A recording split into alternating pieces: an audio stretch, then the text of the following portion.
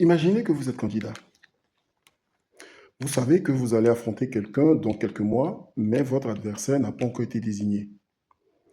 Et face à vous, deux possibilités se présentent.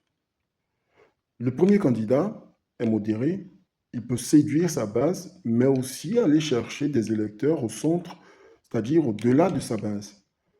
Pour vous, il peut devenir donc dangereux.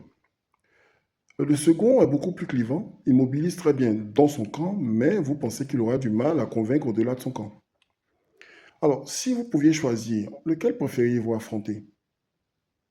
Eh bien, c'est exactement le genre de calcul que l'on retrouve actuellement aux États-Unis. Dans le Wisconsin, des républicains dépensent de l'argent pour favoriser une candidate démocrate qu'ils estiment plus facile à battre lors de l'élection générale de novembre 2026. Ça paraît bizarre, n'est-ce pas? Pourquoi aider quelqu'un que vous devrez peut-être combattre demain? Et c'est là toute la logique. Parce qu'en stratégie électorale, vous ne travaillez pas seulement sur votre propre candidature. Vous travaillez aussi pour le terrain sur lequel votre adversaire devra vous affronter. On peut alors utiliser des dépenses publicitaires, du ciblage, de l'amplification de certains messages pour influencer indirectement la primaire adverse. Parfois, l'objectif est de favoriser l'adversaire que vous pensez pouvoir battre plus facilement.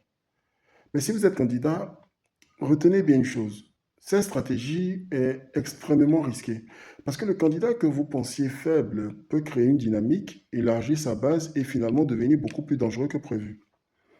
Donc, lorsque vous préparez une campagne, ne commencez pas à analyser votre adversaire le jour où il sera désigné. Regardez ce qui se passe dans le camp d'en face bien avant. Parce que parfois, votre campagne générale commence pendant la primaire de votre adversaire. Je suis Kofi Bado, consultant en marketing politique et électoral.